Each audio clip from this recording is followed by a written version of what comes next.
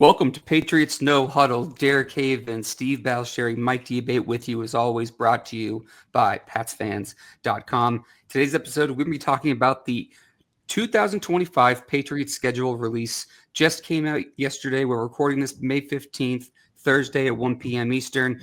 Before we jump into it, Steve, I know you're not feeling good, but how you doing besides that?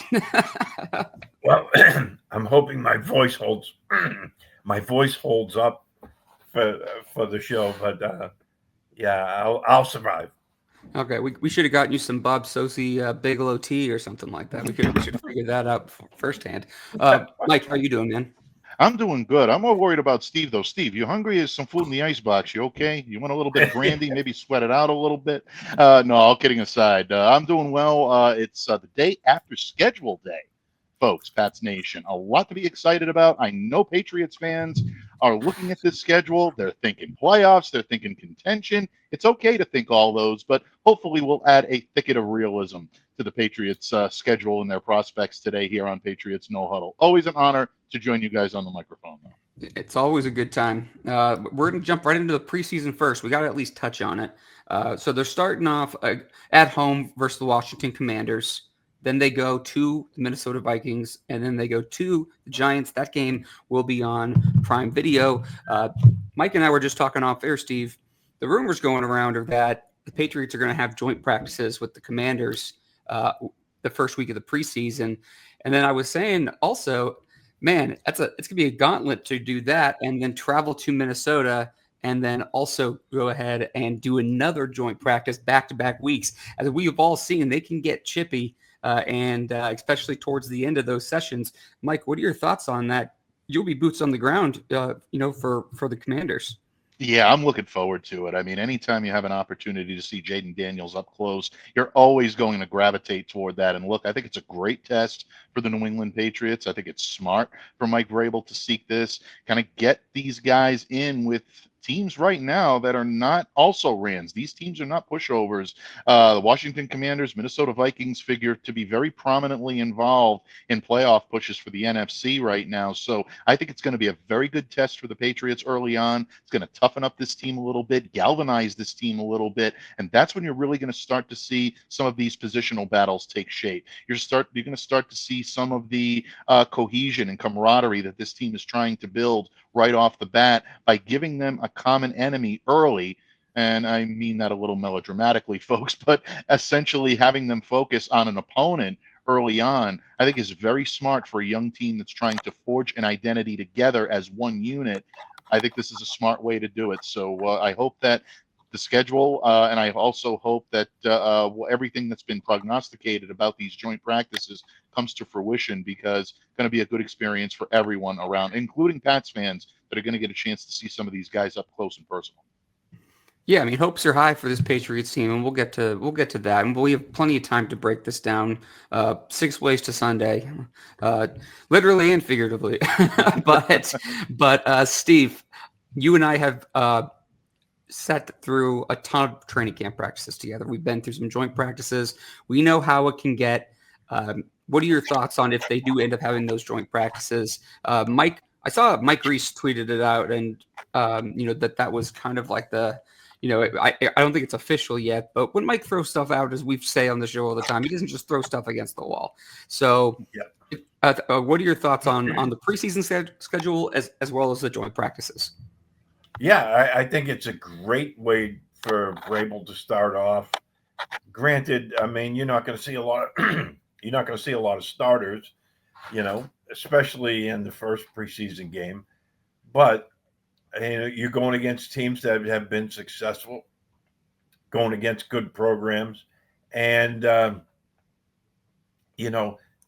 this is a great opportunity for all these young guys they have. They're going to get more solid looks because they're be going against another team, so they're going to try to get as many guys involved as they can, and it's against another team, so that is always very fruitful. And Mike won't play no BS.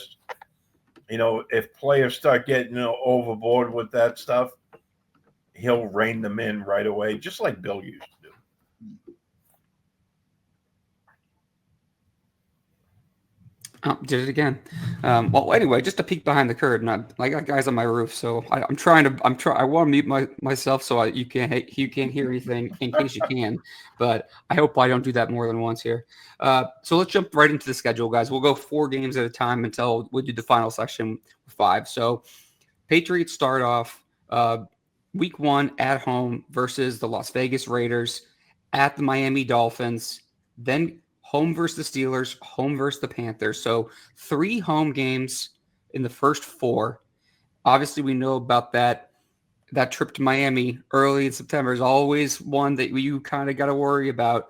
But Raiders week 1, you got Geno Smith coming out. We get to see Ashton Genty's debut. Obviously, Josh McDaniels with ties to the franchise.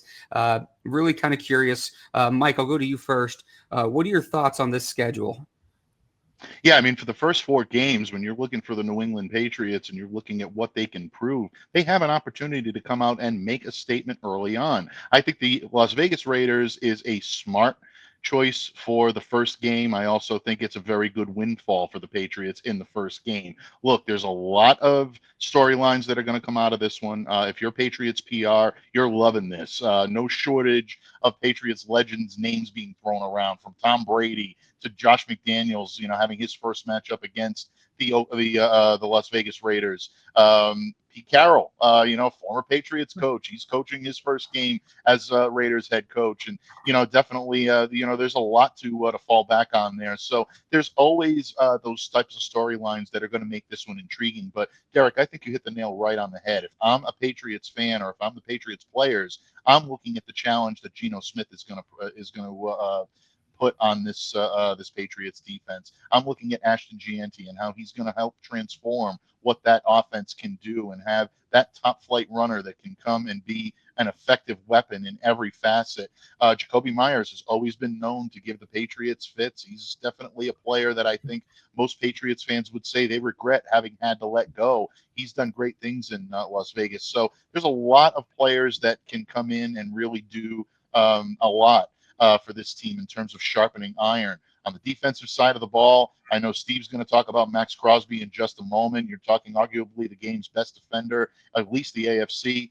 This guy can get after the quarterback, and he is relentless in his pursuit. But there's more than that. There's Christian Wilkins that's also there, going to provide a very good test for Will Campbell. So that first matchup, I think, is going to help to set the tone.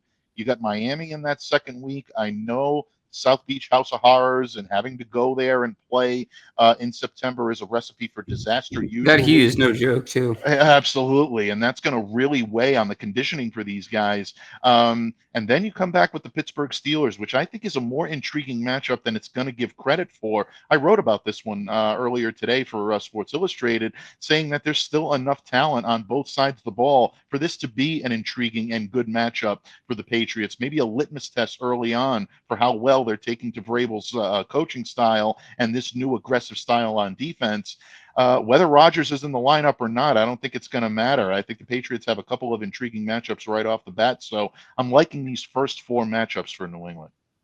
Yeah, I'm with you. I think the Rodgers. I mean, we're going to be Patriots fans are going to be keeping an eye on the Rodgers, news just because that obviously changes things a little bit. We'll see if he can still get some stuff done, because he obviously had some struggles coming off the injury. But I get it, Steve. What's going on with you, man? What are your thoughts on these first 4? Yeah, I this is a prime opportunity for the Patriots to start off really well.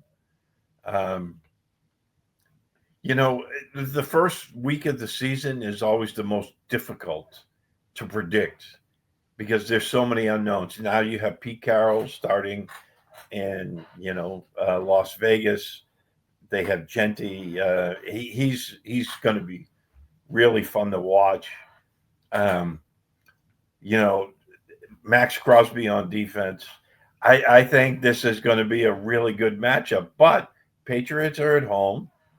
They've made a lot of, changes themselves on defense, which I'm really looking forward to seeing, especially with Geno and Genty there. Of course, they're all-world tight end. So, pardon me. I think, like you said, Derek, Miami early September. I mean, Farmer's Almanac is calling for a blistering summer down here in South Florida. So, that's always been a house of horrors for the Patriots going back to the 60s. That's going to be a little difficult. But, I think Miami's kind of taken a step back. So the opportunities are going to be there. It'll be interesting to see how everything comes together. Mike mentioned the Pittsburgh Steelers. And by the way, I did read your column this morning, Mike. That was fantastic. Thank you, Steve. Much appreciated. With the Steelers, the Patriots have traditionally done well against the Steelers. Like even, in the past couple of years when they really haven't been a very good team. So I kind of like the Patriots in that one. I mean, of course, we'll have to see how it all plays out. And then you have the Carolina Panthers. We haven't talked about them yet. Mm-hmm. And, this is an opportunity where if they go 2-2, you'll be okay with it.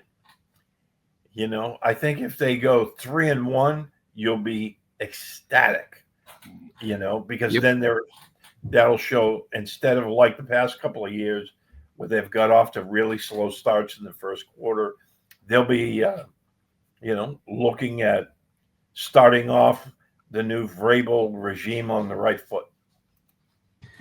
Funny story is actually last time I was in Miami to see the Dolphins was Antonio Brown's first and only game for the Patriots. All right, next four, gentlemen.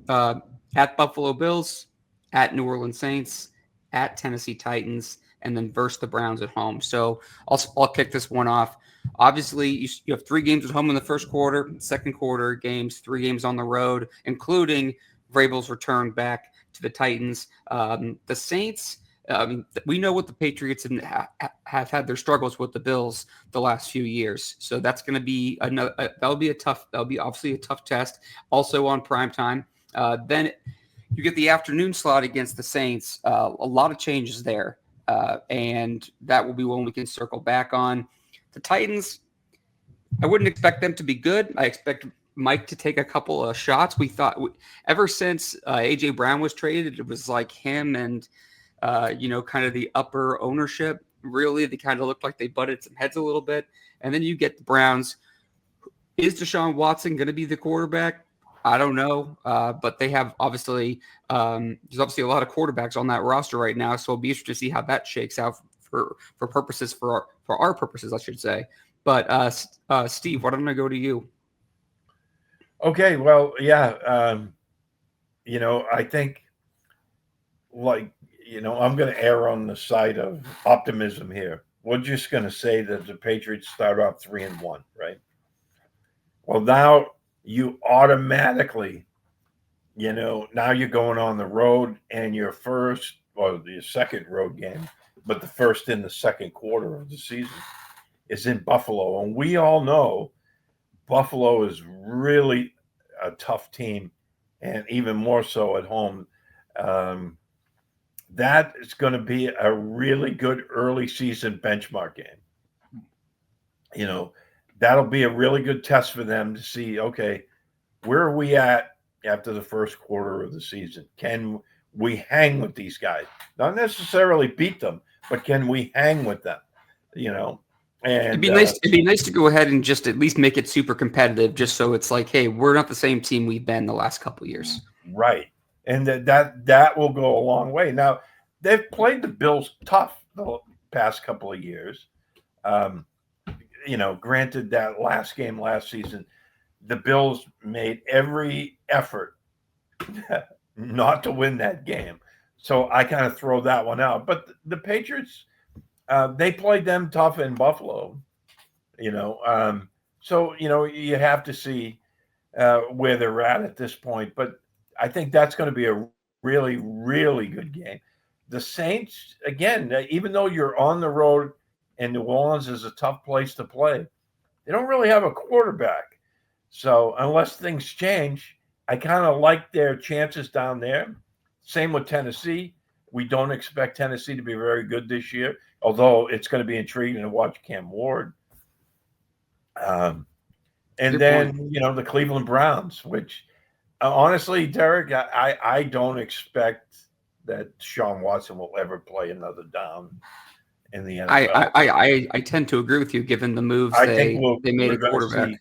I think we're going to see Shador Sanders, and again, I mean, you're going against the, two of the what was ranked the top two quarterbacks, except where Sanders went. But he's going to be an intriguing player this year, and I think he's going to be the starter. And then we'll see where the chips fall. Mike, what about you? Yeah, I think Steve is right on the money. Look, the crown jewel in this 4-pack of Patriots matchups in the second quarter of the season, obviously, is the Week 5 Sunday Night Football matchup against the Buffalo Bills. As much as there is excitement in Patriots Nation right now, and I do believe that there should be, this division belongs to the Buffalo Bills until further notice. They're still the kings of the hill, and the Patriots right now have to prove that they can take their punches, that they can stay on their feet, and they can give them a toe-to-toe matchup. And if they can do that, anything is possible. I do believe, like you said, Derek, that as long as they compete and remain in this game, that's a windfall for the New England Patriots, especially up in Buffalo. I think it's a good opportunity for Drake May to see where he's at in terms of the echelon of quarterbacks in the AFC right now. Going up against one of the very best, this is going to be a budding new rivalry that's going to be talked about for better or for worse between he and Josh Allen. So how is he willing and able to handle that? It's going to be the first time that he's seen the bright lights and the big city, so to speak, when it comes to primetime games this season. So how is he going to be able to respond to that? What is he going to be able to bring to the table? The Stephon Diggs revenge game factor, I know, is going to be in there as well. So going to be a lot of storylines following that one. Obviously, that's going to catch a lot of eyes. I agree with what you said, Steve, on New Orleans. It's a tough place to play. There's not much anticipation when it comes to New Orleans roster, but Patriots have always had their difficulties with the Saints, so you can't necessarily say that this is going to be a hand-in-glove fit. I think they should take this one, but they're going to have to be careful. This one could have the makings of an early trap game if they're not careful. The Tennessee Titans intrigues me for a couple of reasons. I don't expect Tennessee to come in playing their best football by any stretch of the imagination. But this is a Mike Vrabel revenge game, so you know that Mike is going to be looking to show his coaching prowess. So I would look for wrinkles. I would look for things that maybe you don't see on a week-to-week basis. Keep a sharp eye on that. And the other thing that I'm looking at when it comes to this matchup is this Tennessee Titans defense last year was near the bottom of the barrel when it came to rushing yards allowed. 133.9. That's 26th in the NFL. This could be a great opportunity for Josh McDaniels to show off some of his shiny new toys in the running game, maybe get Ramondre Stevenson back on track. But I think this could be a Travion Henderson game, could be a breakout for him if he's able to take it to this Tennessee Titans run defense the way he has in years past. Every year, the way he has in years past in college. Maybe this is an opportunity for him to showcase what he can do if, in fact, Tennessee continues to have some of those run deficiencies. I know they've taken steps to improve it this year, but until it happens on the field, you have to go with their most recent history. That's why the Tennessee Titans game intrigues me. I think you could see a breakout for some of the runners on this roster. Steve's prediction in the first quarter, of 3-1. All of a sudden, you're going into Buffalo 3-1. I'm not sure what the record could be. Let's say it's 3-1, 3-1. And we're talking about, again, the bright lights. It could be a huge stage for Drake May to kind of have a moment, even if the Patriots, again, come up short in that game. But if they can make it 31-28, 34-31, and he's having a couple big passes, I think it'll put him on the national stage a little bit there. I just thought that was kind of interesting. All good points by you both, of course. Okay, next quarter next third quarter of the season, we got home versus the Falcons, at Tampa Bay Buccaneers, home versus the Jets, at the Cincinnati Bengals. Mike, I'll go right back to you. What are your thoughts on this third quarter? Well, I thought it was interesting that the Falcons wanted to take a couple of swipes at the Patriots on their schedule release. I think they put something about Bill Belichick and his girlfriend, and then I think they had another which was a Deflategate theme. All we have to do is just wave the 28-3 flag in front of the Atlanta Falcons, and you have everything you need to know Trump card. about that franchise. Exactly, and it'll put them right back in their place, right where they belong. Bottom line, this is again, an area of the schedule where the Patriots have to be careful. They have to continue to keep their foot on the accelerator. This is an area where the good teams are able to put things together and move forward and maybe even reinvent themselves at times. Are there key injuries that the Patriots are dealing with at this point that they have to, push through and have to be able to overcome? Is some of the season fatigue starting to get to them a little bit? These are all moments where you really learn the mettle of what this team is going to be able to do. And in the next segment, I know we're going to talk a little bit more about what I believe to be some of the more intriguing matchups on this this card for the Pats. But I'm keeping my sharp eye on what the Patriots are going to be doing, especially in these next 4 games, because I think this has the chance to maybe shape their season and maybe tell the whole narrative. The Falcons are a team, obviously, that are going to be a team to watch. They're young, they're exciting. Tampa Bay, obviously, is going to be a team to keep an eye on. The Jets, definitely. I mean, they're a divisional opponent. There's no question about it. And the Bengals, what are the Bengals looking like? Are they the Bengals of old, or are they a team that is continuing to regress and just can't seem to put it all together? A lot of question marks there, but it's going to be really interesting to see how the Patriots approach each of these next 4 games. Yeah, I'm fascinated with this chunk here.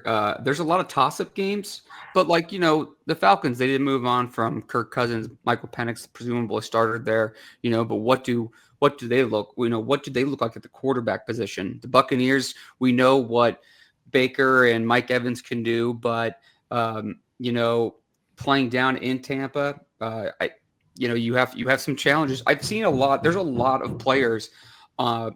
Defensive line players throughout this whole schedule that present different challenges. You could literally start with Max Crosby week 1. We're talking about the Buccaneers right now. Talk about Vita Vea, and I'm blanking on the young man they drafted from Florida who's an absolute fridge. And then the Jets. What does Justin Fields look like at quarterback? Are they able to find some stabilization there? You have a new head coach. It's going to be interesting to see how it all plays out. That could be a statement game, again, in prime time. I believe it's on Amazon Prime as well. This quarter, I think this is of all the 4 quarters of the season, guys. I think this one is the one where it's a bad radio podcast take, but you must have to wait and see what it's going to look like because there's so many question marks with so many of these teams. Steve, over to you. Yeah, when you go to Atlanta, or versus Atlanta, that's going to be a really interesting game. Now you're getting into October, so things are. It should be perfect weather for the Patriots, but then they go down to Tampa. Tampa's a pretty good football team. I've always liked Baker Mayfield, and Mike Evans. That's not going to be an easy game, especially down there. Because the weather's starting to cool in New England. It'll still be warm in Tampa Bay, so you have to play that one by ear. And then the Jets on Thursday Night Football. Anything can happen with these 2 teams. Aaron Glenn, he's taken over there. I don't know about their quarterback situation. We'll have to see. But by then, it should be figured out, right? Because we're looking at week 11. And then Cincinnati, week 12. Now, the Patriots caught Cincinnati at a really good spot last year. The first week of the season, they were still kind of discombobulated a little bit on defense, and they held Joe Burrow and company to only 10 points. But this is normally the spot where Cincinnati starts heating up, so that'll be a really good litmus test, seeing where they're at this point. And again, I think this little part of the schedule, I think you go really either way. I'm with you. I'm with you. It's definitely going to be interesting.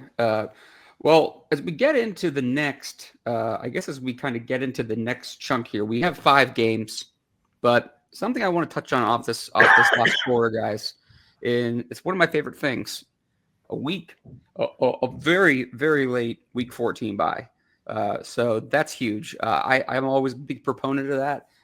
It's always, it always stinks when they have it so early in the schedule, but that's the first thing that caught your eye. The Patriots are playing the Giants on Monday Night Football, the first game of this last quarter here. So they'll be playing 2 primetime games this year, guys. One the preseason to end it, one right here. We get into the bye. Then you go versus the Bills, obviously at home, at Baltimore, at the Jets, and you finish at home versus the Dolphins. So, Mike, I'll go over to you. What are your thoughts on this last chunk of the schedule here? Yeah, I don't mean to get too dramatic here, but I've got 13, 14, and 15 circled on my calendar because I figure that when the season is finally over and the dust settles, it may be these 3 weeks that really help to define what we saw from this first year of Mike Vrabel as head coach of the New England Patriots. I did the same thing last year when I looked at the Patriots late bye week and I looked at their matchups going into the bye and coming out of the bye, their matchup with the Colts and how they were going to be able to keep the feet on the accelerator and play through to the final whistle, go into the bye week, make the adjustments, come out against the Arizona Cardinals and, play hard, play strong and give it everything you got. You didn't see that from the New England Patriots last year. It was a disappointment. The team in a lot of ways looked like they couldn't wait to go home. They couldn't wait for it all to be over. I don't think you're going to see that this year for the Patriots. I think you're going to see them come out and give the Giants all they can handle on a Monday night game heading into the bye. And I think coming out of the bye, I think they're going to be very willing, able, and eager to make that game a statement game and to say, hey, you know what? We know the season's not over yet. Who knows if some of the prognosticators out there get their way and they're actually coming to fruition. Patriots may be in the mix for maybe a final playoff spot, maybe to be a spoiler, but they may still have a great deal to play for at that point in time. So if that is indeed the case, I think it's going to be those weeks, what they do during the bye week to come out playing strong and how they go into it, which I think may define this new era of Patriots football. So I, for one, can't wait for that matchup. And then, of course, I think we're all looking forward to Baltimore and going to the Charm City, so to speak, and going down there and playing and giving it everything they've got against Lamar Jackson and company. And Derrick Henry was brand new, well-deserved contract extension. That is a force on both sides of the ball. Yeah. I think the Patriots are really looking forward. I know the fans are looking forward to that one. That's going to be a very big building block for New England. So good, strong way to end it. And, you ended up here in New England with a trip against the Miami Dolphins. Always fun. Steve, what do you think? Yeah, I mean, look, the Giants on Monday Night Football, that should be a really good football game, regardless of who's at quarterback for them, right? I just think that the history involved there will make that into a good game. Then they go into their bye week. Coming out of the bye week, I think, is make or break time, because then you have 2 excellent football teams, the Bills and the Ravens. And if they're still on the cusp of that possible playoff picture, then who knows, right? This could define your season. And that's why I'm kind of worried about that, that Jets game week 17. Just say, for instance, they're still on that cusp, They come out of the bye week at home against Buffalo and they pull out a win, and somehow they go down to Baltimore and they squeak out a victory there. That Jets game week 17 is prime for a big letdown, and I worry about that game. Home That's the New Englander in you. Huh? That's the New Englander in you. Doomsday. But we've seen that before, right? And then week 18, January game against Miami. I kind of, as much as the Patriots kind of wilt in the heat, in early September, we know Miami is not a good cold weather team. So Especially hopefully not we're how they're looking built. yeah, hopefully we're looking at near blizzard conditions, 15 degrees out, one of those type of games. Absolutely. Do we want to do season predictions? Do you guys care one way or the other? Do you have like any record you have in mind? Because I look at the schedule personally, and I think 9 wins is very attainable. Mm-hmm. I think 11 would be really. I mean, that means Drake May probably has really ascended throughout the year. Everyone stays healthy. I can't really see less than 8 wins. Just looking through it, I just have a hard time seeing less than 8. I know that's lofty, but just given the schedule and the way it should play out, I just think maybe I'm more optimistic than maybe I usually am.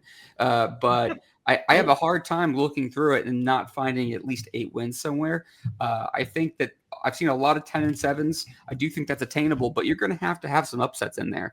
And not only are you going to have some upsets, you're also going to have to take care of business against teams that are inferior. So it's one of those things. Do you guys have any thoughts on a record or anything like that? Yeah, I think my early. I'm sorry, Steve. Whoever wants to jump in. No, go ahead, Mike. Yeah, I think my early look at it is the same as yours, Derek. I have them going 9-8 right now. I think the New England Patriots will have maybe one unexpected sputter that nobody saw coming. I think you always have that, especially with this team. I know it's a new era, and I know that you can't go, bypass what's past is not necessarily prologue when it comes to this team. But at the same time, I also think that there is that level of trap that's kind of built into everyone's season. But I agree with you. I can't see them losing less than 8 games on this schedule with the way this team is constituted on paper, and the way they're going to be coached by Vrabel and Terrell Williams and Josh McDaniels. Just seems like all the stars are aligned for them to be able to finally either climb out of the cellar or at least make things very interesting in their own division. So if Patriots fans are looking to celebrate a little more than they have the last couple of years, they got the schedule to do it, but they got the roster to do it too. I don't want to give all the credit to the schedule right now. I want to give credit to the way this roster was constituted and built, and I want to give credit to the players who right now are saying all the right things, seem to be highly motivated to perform well on the field. Steve, what are your thoughts? Yeah, I think 7 wins is the floor for this team right now. Excuse me. I think 8 or 9 should be right in the wheelhouse. I'm kind of hoping for at least 9, but I don't think 10 would be out of the realm of possibility. Now, there's a lot of questions that need to be answered because we haven't seen these guys on the field yet, but I have faith in Vrabel and his staff, especially with Josh McDaniels on the offense. And I like the way the offense is coming together. Excuse me once again. I'm starting to lose my voice again. Don't be a hero. I like what they've done offensively. They have their tackle situation that they stabilized now, and they picked up a couple of really good playmakers, and I think Stephon Diggs is going to be a huge addition for this football team. So, offensively, I think they're going to be a lot better, and I'm really intrigued by this defense that Vrabel's putting together. Yeah, absolutely. Just out of just throwing it out there, I was looking up DraftKings to see where they have the Patriots regular season win totals, and they have over 8.5 at -115, but then they have over 10.5 at +280. So they're pretty much telling you that at least one sports book from Vegas is telling you about 9 wins. So I'm just throwing it out there. I thought I would add some context because I know some people. I like to poke around with that stuff. I don't know if anyone of ever listeners do, but figured I would mention that. Gentlemen, is there anything else we want to touch on? Mike?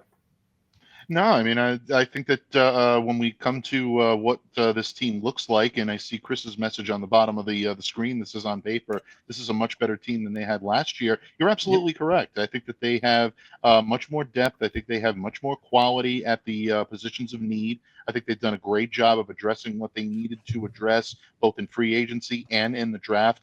I'm also intrigued a little bit by the signing that the Patriots made just yesterday and bringing Travion Williams over from the Cincinnati Bengals. This is a kid that can not only help when it comes to running back depth, he's got the ability to do that, but this kid's going to be, I think, a special teams weapon that could help out in the kick return department. He could also be, a special teamer, that took a number of snaps for Cincinnati.